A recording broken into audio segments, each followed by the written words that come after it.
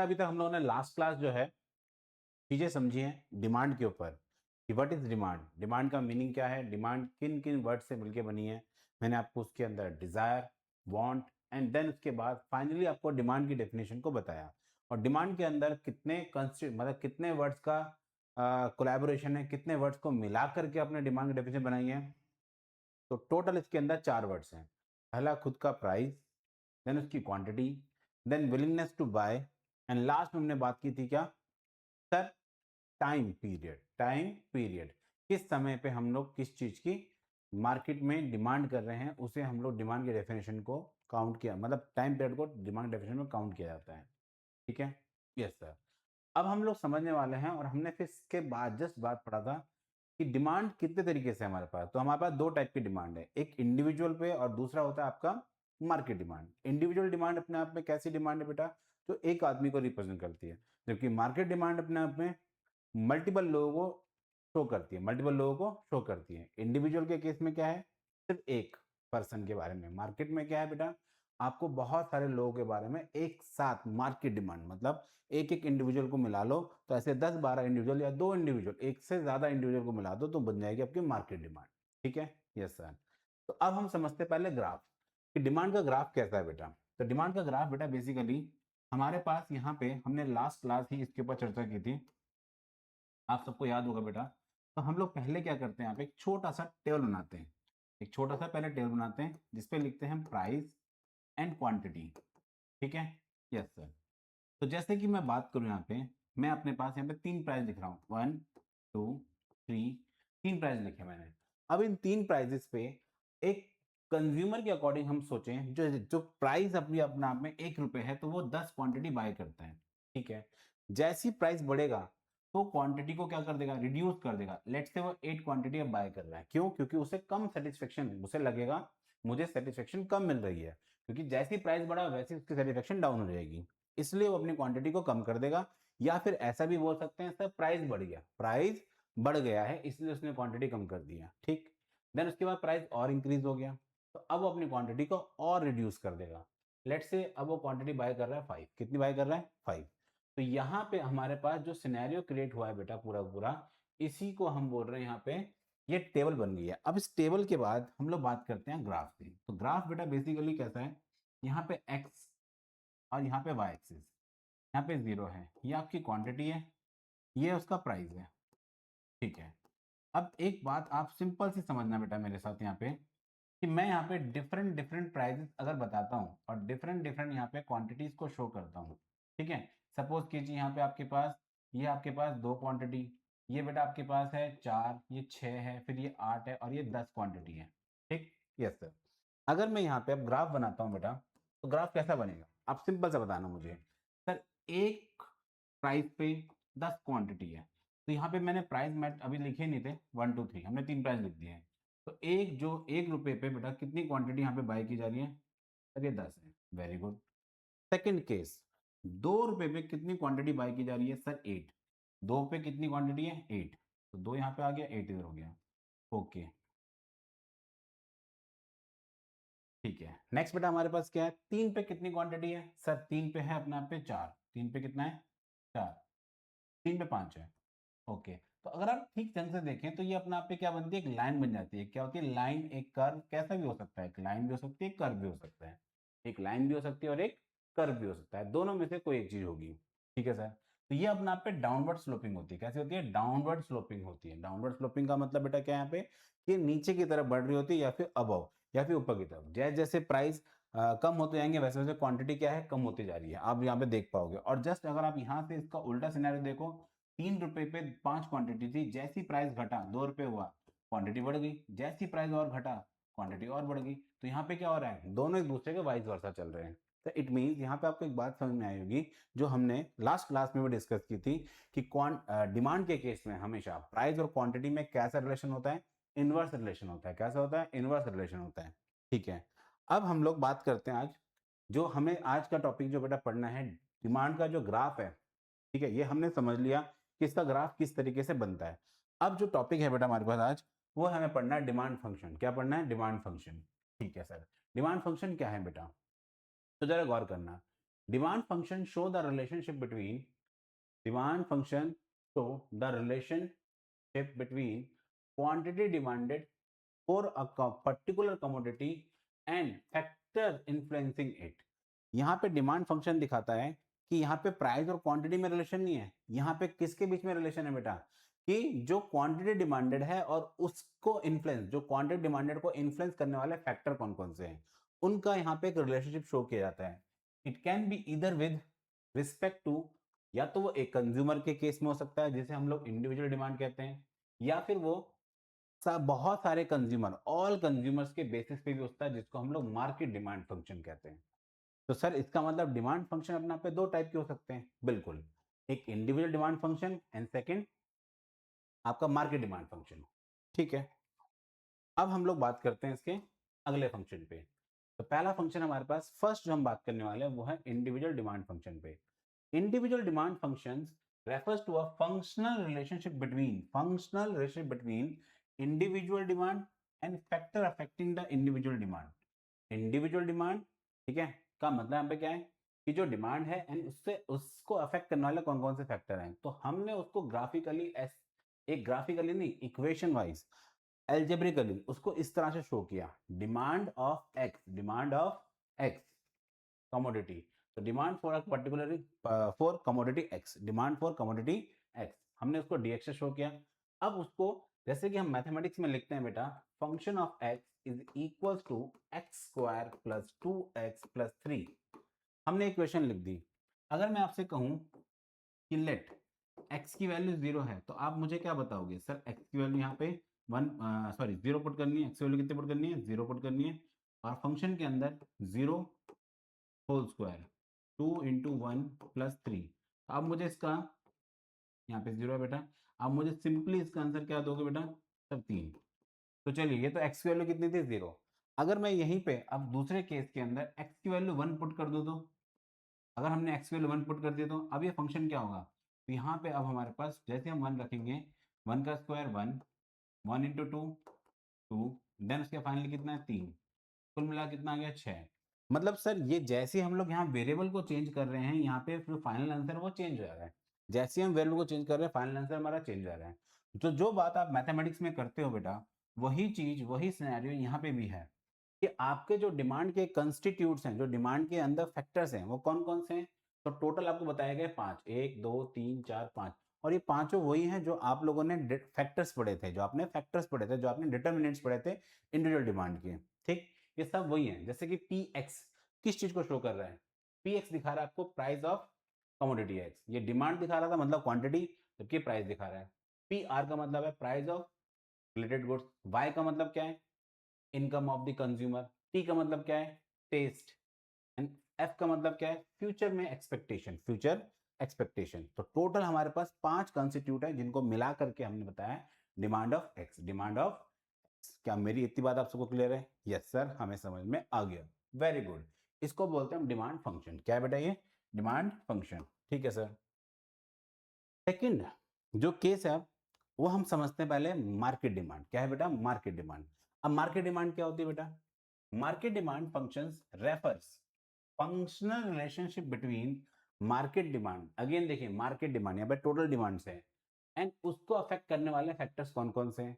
तो जैसे कि अभी आपको हमने पीछे बताया कि जो बातें कि इंडिविजुअल को अफेक्ट करती हैं, market demand affecting the all factor affecting individual demand. In addition इसमें कुछ नई बातें भी आती हैं, जैसे कि हम लोगों ने पहले भी पढ़ा है, size and composition of population, मतलब कितनी बड़ी जनसंख्या है और उसमें कौन कौन से लोग हैं, मतलब कौन कौन से लोग का मतलब मेल फीमेल, ठीक है, यहाँ पे बच्चे भी हो सकते हैं, बुजुर्ग भी हो सकते हैं, सभी का, तो कौन सा कंपोजिशन ज्यादा है, सीजन एंड वेदर, एंड अगला आता है बेटा क्या, डिस्ट्रीब्यूशन ऑफ इनकम, इनकम का डिस्ट्रीब्यूशन किस प्रकार से हो रहा है, ये बात भी बताई गई है। ठीक है, यस सर। तो ये है हमारे पास मार्केट डिमांड फंक्शन। क्या मेरी इतनी बात आप सबको क्लियर है? यस सर, हमें समझ में आ गई, वेरी गुड। नेक्स्ट हम बात करते हैं कि अपने पास market demand function can be express. अब मार्केट डिमांड फंक्शन जैसे हमने बात की थी, इंडिविजुअल को हम लोगों ने 5 फैक्टर से अफेक्ट किया था, मतलब इंडिविजुअल डिमांड को 5 फैक्टर अफेक्ट कर सकते हैं, ऐसी मार्केट को कितने फैक्टर अफेक्ट कर सकते हैं सर? टोटल 8। हमने ये बात पढ़ी थी लास्ट लेक्चर के अंदर, हमने ये बात समझाई है आपको, ठीक। क्योंकि इंडिविजुअल डिमांड के पूरे 5 फैक्टर्स होते हैं और मार्केट डिमांड को अफेक्ट करने के लिए मतलब जस्ट उससे बढ़ के 3 फैक्टर्स और आते हैं, जैसे कि साइज एंड कॉम्पोजिशन, नेक्स्ट है season and weather, and last में आता है डिस्ट्रीब्यूशन ऑफ इनकम। तो यहाँ पे अब आपके पास जो डिमांड का जो फंक्शन है यहाँ पे वो इस तरीके से है, मतलब फंक्शन, ये फंक्शन है बेटा, ठीक है। ये किसको शो कर रहा है? Function of X, function. तो डिमांड है, demand of X commodity equals to function of P X. P X का मतलब क्या है? Price of, sorry, price of commodity, ठीक है। Price of commodity X. P R का मतलब क्या है? यहाँ पे रिलेटेड गुड्स है, ठीक है। वाई का मतलब क्या है sir? Income of the consumer हो गया। टी का मतलब क्या है बेटा? सर टेस्ट एंड प्रेफरेंस हो गया। एफ का मतलब क्या है सर? फ्यूचर एक्सपेक्टेशन हो गया। क्या हो गया? फ्यूचर में जो प्राइस होगा, ठीक है। एंड पी ओ का मतलब क्या है यहाँ पे? P O size and composition of population, size and composition of population, ठीक है। एंड एस का मतलब क्या है यहाँ पे सर? सर एस का मतलब है सीजन एंड वेदर। लास्ट में आता है D. D means distribution of income, distribution of income. तो टोटल कितने फैक्टर अफेक्टिंग हमारे पास? टोटल 8 हैं। कितने हैं? 8। 1 2 3 4 5 6 7 8, जो बात हमने पहले पढ़ी है बेटा। क्या मेरी इतनी बात भी आप लोग को समझ में आई? यस सर, वेरी गुड बच्चे। नेक्स्ट हम चलते हैं इसके बाद। अब जैसे कि अभी तक हम लोगों ने डिमांड फंक्शन पढ़ लिया, डिमांड फंक्शन के जस्ट बाद आता है demand schedule. Demand schedule, schedule जैसे कि अभी हम लोगों ने जो लेक्चर स्टार्ट किया था तो मैंने आपको टेल बनाई थी बेटा, उसको शेड्यूल बोलते हैं। क्या बोलते हैं उसको? शेड्यूल बोला जाता है, ठीक है sir. Demand schedule is a tabular statement showing various quantities of a commodity being demanded at various level of price during given period of time। ये तो डिमांड की डेफिनेशन है, बट डिमांड की डेफिनेशन के अंदर टैबुलर वर्ड डाल दिया। Tabular का मतलब जिसमें कि प्राइस और क्वांटिटी को शो किया जाएगा प्राइस के अकॉर्डिंग, ठीक है। Next, it show the relationship between the price and quantity of its price of the commodity and its quantity demanded। Demand schedule can be determine both. यहां पे क्या होता है? इंडिविजुअल भी हो सकता है या फिर मार्केट भी हो सकता है। So demand schedule is two type. कितने टाइप के होते हैं? दो। पहला होता है इंडिविजुअल डिमांड, सेकंड होता है मार्केट डिमांड। इंडिविजुअल डिमांड और सेकंड क्या होता है? मार्केट डिमांड, ठीक है सर। नेक्स्ट हम बात करते हैं जैसे कि इंडिविजुअल डिमांड शेड्यूल के बारे में। तो शेड्यूल कैसा है बेटा? इसका बड़ा सिंपल सा है। इसमें एक तरफ आपको प्राइस, सेकंड साइड पे आपको क्वांटिटी, जो हमने चैप्टर के स्टार्टिंग में ही बात, जो हमने जस्ट इस लेक्चर के स्टार्टिंग में बात की थी कि प्राइस आपके पास ये है, क्वांटिटी ये है। तो आप देख पाओगे प्राइस कितना है? 5, क्वांटिटी कितनी है? 1। जैसी प्राइस घटा क्वांटिटी बढ़ गई, और प्राइस घटा क्वांटिटी और बढ़ गई। जैसे जैसे प्राइस घटता आ रहा है क्वांटिटी अपने आप पे इंक्रीज होती जाती है, और वही बात हमने यहाँ पे ग्राफिकली भी शो की है। और यहाँ पे आप देख पाओगे एक लाइन बन रही है, जो बात मैंने पहले कही आपसे। यहाँ पे एक स्ट्रेट लाइन या फिर एक कर्व लाइन भी बन सकती है, ठीक। Yes sir.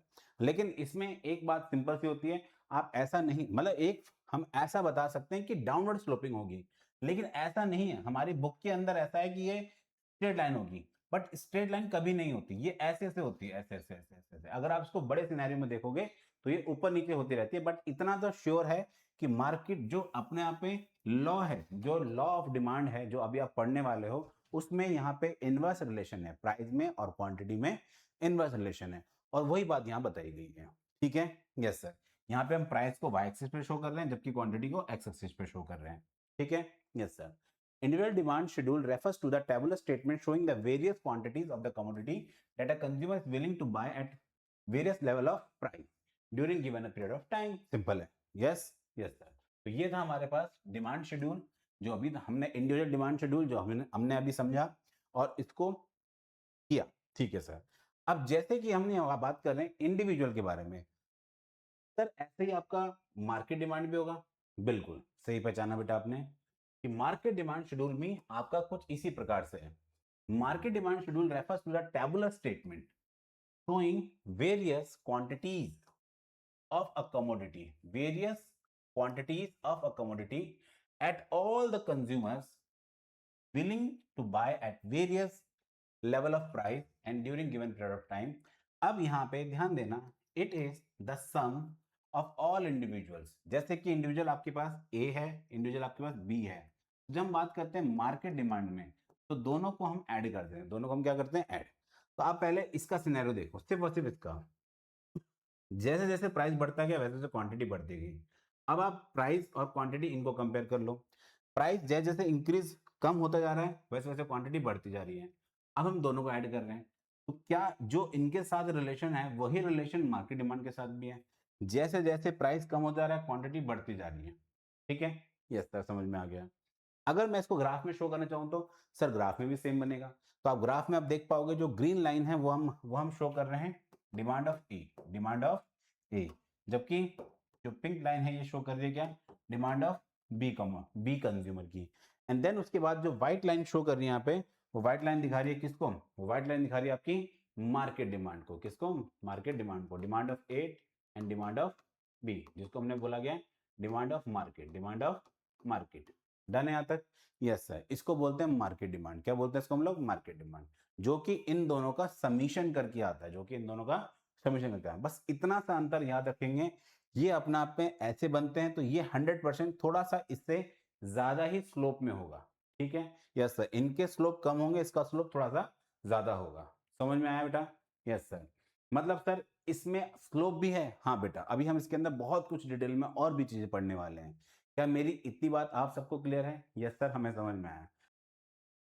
जैसे बेटा अभी तक हम लोगों ने समझा कि मार्केट डिमांड कर्व अपने आप में कैसा है बेटा, मोर फ्लैटर। हम लोग उसको देख पा रहे हैं, समझ पा रहे हैं, ये फ्लैटर ग्राफ बन रहा है। कैसे बन रहा है? फ्लैट बन रहा है, बजाय जो इंडिविजुअल डिमांड कर्व हैं उनके कंपैरिजन में कैसे बनता है, फ्लैटर बनता है। जैसे कि हम बात करें यहाँ पे कि ये अपने आप पे दो डिमांड कर्व हैं, ये डिमांड ऑफ ए है, डिमांड ऑफ बी है, लेकिन मार्केट डिमांड कर्व कैसे बनता है, मोर फ्लैटर। तो वो बात इसी पे बताई गई है कि पहला, market demand curve is flatter, more flatter than individual demand curve. Simple सी बात है। Yes sir. Second point, it happens because of the price change, proportionate change in the market demand is more than the proportionate change in individual demand। जो proportion में change आ रहा है, जो उनके रेशियो में चेंज आ रहा है, जो उनके, जब हम लोग प्राइस अपॉन क्वांटिटी, जब उनका difference between price and quantity को रखते हैं हम लोग, जब उसे चेक करते हैं, तो यहाँ पे जो मार्केट डिमांड है उसमें क्वांटिटी ज्यादा है, जबकि इंडिविजुअल डिमांड में क्वांटिटी कम है। भले ही प्राइस कैसा है, सेम है हमारे पास, लेकिन क्वांटिटी में क्या आ रहा है, डिफरेंस आ रहा है, क्योंकि मार्केट क्वांटिटी अपना पे ज्यादा होगी। इसी वजह से ये अपना पे कैसा बनता है, मोर फ्लैटर होता है। डन है? Yes sir. अब सर आप बात कर रहे थे स्लोप की, तो स्लोप को भी समझते हैं बेटा साथ साथ। ठीक है, स्लोप, तो slope of demand curve, slope of demand curve simple सा आता है बेटा, क्या, change in price divided by change in quantity, change in price divide by quantity. Sir इसका मतलब जो अभी आपने समझा है यहाँ पे कि जो स्लोप है वो मैटर करता है। बिल्कुल बेटा, तो चेंज इन प्राइस अपॉन में चेंज इन क्वांटिटी, तो इसके लिए प्राइस का रेशियो तो सेम होगा, इसके लिए भी प्राइस का रेशियो वही होगा, इसके लिए भी प्राइस का रेशियो वही होगा, तीनों के लिए चेंज इन प्राइस तो सेम होगा, बट क्वांटिटी में चेंज तीनों के लिए डिफरेंट होगा। जैसे कि ए के लिए अलग होगा, बी के लिए अलग होगा, बट मार्केट के लिए ये ज्यादा होगा अपने आप पे। इसी वजह से बता रहा है, जब स्लोप अपने आप में चेंज होता जाएगा, जब स्लोप अपने आप में कम होता है, कम या ज्यादा होता जाएगा, तो ये अपने आप पे ग्राफ भी कैसे बनेंगे, डिफरेंट डिफरेंट बनेंगे। इसी वजह से मार्केट डिमांड कैसा होता है, मोर फ्लैटर। ओके सर, अब जरा यहाँ पे ध्यान देना, स्लोप ऑफ डिमांड कर्व के बारे में समझाया जा रहा है। Okay sir, slope of demand curve defined as the change in the variable of the Y axis divided by the change in the variable of the X axis. बस इस बात को ध्यान रखना है, ये बात हमने बहुत बार पढ़ी है कि वाई एक्सिस के अंदर जो भी चेंज होता है उसके बाद उसको डिवाइड किया जाता है एक्स एक्सिस के चेंज से। ठीक है, जो बच्चे मैथमेटिक्स पढ़ते होंगे उनको पता होगा स्लोप का फॉर्मूला क्या होता है। स्लोप का फॉर्मूला बेसिकली हम लोग इस तरीके से बोलते हैं, चेंज इन वाई अपॉन में change in X, change in Y upon में चेंज इन एक्स। जो वाई में चेंज आ रहा है उसके बाद डिवाइड कर दो उसको एक्स में चेंज से। ठीक है, जिसको आप y2 minus y1 x2 minus x1 के नाम से भी जानते हैं। ठीक है सर, तो हम लोग उसी फॉर्मूले का यहाँ पे यूज कर रहे हैं। So the slope of demand curve is equal change in price divided by change in quantity. ठीक है, ध्यान रखना, ये पूरी जो जो हम लोग एक ग्राफ बना रहे होंगे उसमें तो सेम रहेगा, जैसे हम लोग ग्राफ बना रहे हैं उसमें पूरे में सेम रहेगा, बट अगर मान के चलिए हम लोग demand of A demand of B बना रहे हैं तो दोनों में डिफरेंट होगा, दोनों में स्लोप कैसा होगा, डिफरेंट होगा, और मार्केट डिमांड में भी कैसा होगा, डिफरेंट होगा। ठीक है सर, और फॉर्मूला आपको बता दिया है कि स्लोप ऑफ डिमांड का ये होता है।